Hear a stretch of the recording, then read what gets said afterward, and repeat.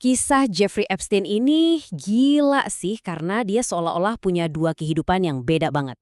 Di depan umum, dia itu jenius keuangan yang super misterius.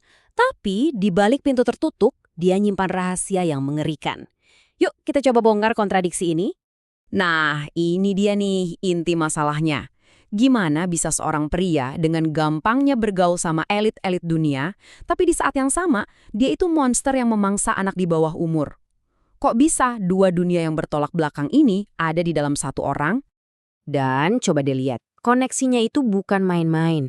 Ini bukan sekedar orang kaya biasa ya. Kita ngomongin presiden, pangeran, pemenang Nobel, miliarder teknologi, taipan media, bahkan sampai pedagang senjata. Jaringannya itu menjalar sampai ke puncak kekuasaan di hampir semua bidang. Nah, ini pertanyaan kuncinya yang bakal kita gali. Apa iya semua pintu itu kebuka cuma karena dia kaya dan menawan? Atau jangan-jangan ada sumber kekuatan lain yang jauh lebih jahat? Sesuatu kayak pemerasan mungkin, yang ngasih dia akses tak terbatas kemana-mana. Oke, kita mulai dari momen yang boom, langsung rusak citra publik yang udah dia bangun. Tahun 2019, FBI ngegerebek rumah mewahnya. Dan apa yang mereka temuin di dalamnya, itu ngungkap kebenaran yang bikin merinding. Barang bukti yang ditemuin itu aneh banget dan jelas memberatkan.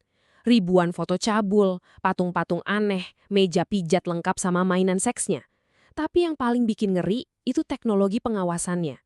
Rumahnya itu dipasangi kamera tersembunyi, dari atas sampai bawah. Buat apa coba?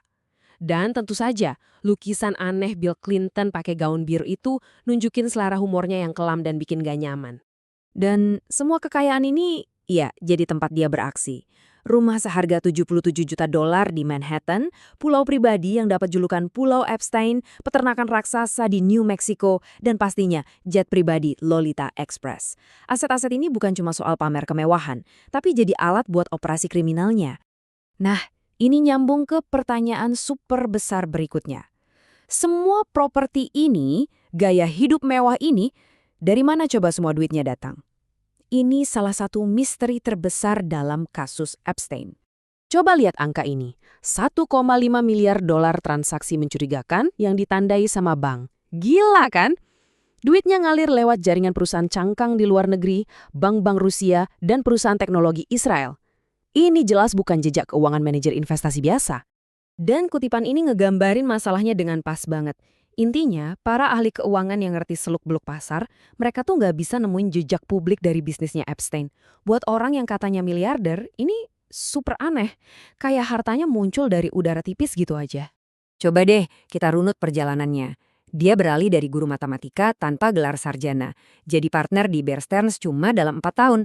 Terus cabut gara-gara rumor operasi ilegal. Aneh kan? Terus di tahun 90-an, dia ngaku cuma ngelayanin klien yang duitnya di atas 1 miliar dolar.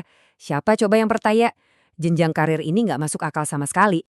Satu-satunya koneksi finansial yang beneran kita tahu itu hubungan yang super aneh sama Leslie Wexner, CEO Victoria's Secret. Wexner ngasih dia surat kuasa penuh, artinya kendali total, atas semua hartanya. Logikanya di mana? Kenapa seorang miliarder secerdas itu ngelakuin hal kayak gitu? Ini tetap jadi potongan puzzle keuangan yang paling penting.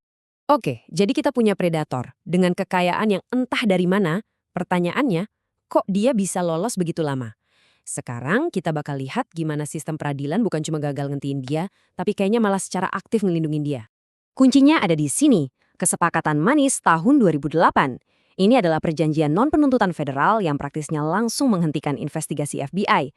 Dan yang lebih gila lagi, kesepakatan itu ngasih kekebalan bukan cuma buat Epstein, tapi juga buat setiap calon rekan konspirator. Ini sama aja ngelindungin seluruh jaringannya. Dan pas dia akhirnya dihukum, coba lihat perlakuan yang dia dapat. Ini sih bukan penjara, ini mah liburan diawasin. Dia ditempatin di sayap pribadi, selnya nggak dikunci, para sipir manggil dia klien, dan dia dapat izin keluar 12 jam sehari, 6 hari seminggu. Ini bener-bener ngehina rasa keadilan. Dan parahnya lagi nih ya, dia itu bayar polisi buat ngedapetin hak istimewa ini. Dia bayar kantor sheriff $128.000 buat pengamanan pribadinya sendiri, pas dia harusnya lagi ngejalanin hukuman. Dia itu intinya bayar negara buat ngelindungin dia pas dia lanjutin hidupnya.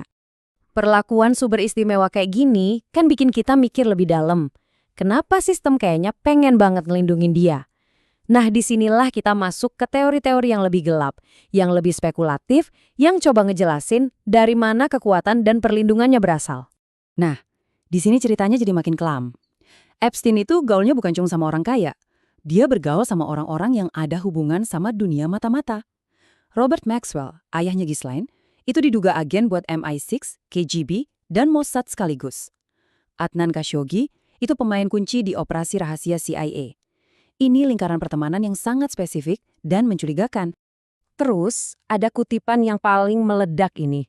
Alexander Acosta, jaksa yang ngasih dia kesepakatan manis itu, katanya pernah bilang ke tim transisi Trump, "Saya dikasih tahu Epstein itu punya intelligence, jadi biarin aja." Kalau ini benar, ini artinya ada campur tangan dari level yang sangat tinggi buat ngelindungin dia. Tapi biar adil, penting banget buat dicatat bahwa investigasi resmi Departemen Kehakiman nggak nemuin bukti apapun buat ngedukung klaim Acosta itu. Acosta sendiri belakangan juga ngebantah pernah tahu soal itu. Jadi kita punya klaim yang mengejutkan, tapi di sisi lain nggak ada bukti resmi yang mendukungnya. Ada satu teori yang coba ngehubungin semua ini. Operasi Jebakan Madu. Idenya simpel. Pancing orang-orang berkuasa, rekam diam-diam pas mereka lagi di posisi yang memalukan, terus pakai rekaman itu buat meras mereka. Menurut seorang mantan perwira intelijen Israel, materi hasil rekaman ini nantinya bakal disimpan sama agen intelijen kayak Mossad. Terus ada kematian-kematian ini. Robert Maxwell, kepala pelayan yang coba jual buku hitamnya, Epstein sendiri dan rekannya Jean-Luc Brunel. Semuanya meninggal dalam keadaan yang bikin orang bertanya-tanya. Meskipun gak ada bukti konspirasi, pola ini jelas jadi bensin buat nambah panas teori-teori yang ada. Kutipan dari mantan Perdana Menteri Israel, Ehud Barak, ini kayaknya ngerangkum semuanya dengan pas banget. Epstein dilihat sebagai kolektor rahasia yang, meskipun dia sendiri penuh teka-teki, dia tahu segalanya tentang semua orang. Ini nguatin citranya sebagai orang yang kekuatannya datang dari rahasia yang dia pegang. Jadi kita tutup dengan pemikiran ini. Teka-teki Epstein ini bukan cuma soal kejahatan satu orang. Ini soal jaringan kekuasaan, uang, dan kerahasiaan yang bikin dia bisa beraksi. Dan pertanyaan yang paling bikin gelisah adalah, jangan-jangan kekuatan-kekuatan itu masih bekerja sampai sekarang buat mastiin kita nggak akan pernah tahu cerita lengkapnya?